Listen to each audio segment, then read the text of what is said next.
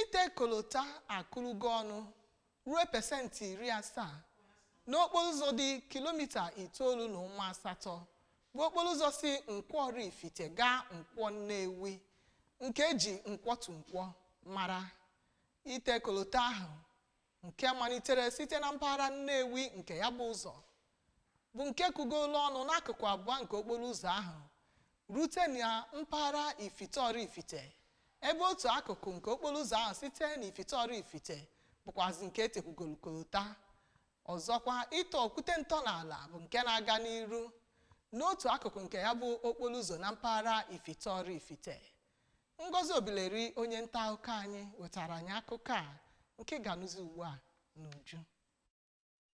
Okwu ha na ya bụ ọnọdụ ka ụfọdụ ndị Oraifite bụ ndị gụnyere Maazị Michael Chukwueloka na Timothy Iloka kọwara na ha nwere nnọọ nnukwu aṅụrị oge ha hụrụ akụrụngwa eji arụ ụzọ ka ebutere na ya bụ ụzọ, bụ nke ha kọwara na ọ jọgburu onwe ya tupu Gọvanọ Soludo agbakọtara ha ọsọ enyemaka, ma nọrọzie n'ebe ahụ kelee Gọvanọ Soludo maka ime ka ahụhụ ha beneta na ya bụ ụzọ.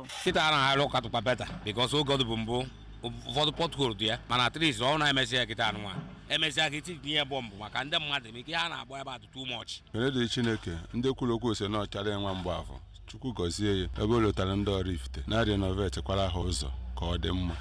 Chukwu gọzie ya, nya chere gaa n'iru. Otu onye n'ime ndị ji ọrụ ya bụ ngo bụ Injinia Fahad Ashe, onye kọwara na ha bidoro ọrụ na ya bụ ụzọ ka n'ọnwa Febụwarị nke afọ a, kọwara na ha arụchaala ọwa mmiri na ya bụ ụzọ, nọdụkwa n'oge ahụ dozie ọwa mmiri ndị dịbụadị mebiri emebi na ya bụ ụzọ, ma kọwaa na ha ga-arụchapụ ya bụ ụzọ na ngwụsị afọ a. Ọ bụrụ na arụchaa ya, ụzọ ahụ bụ ụzọ jikọtara okpuru ọchịchị ime obodo abụọ ndị gụnyere Ekwusigo na Nnewi North.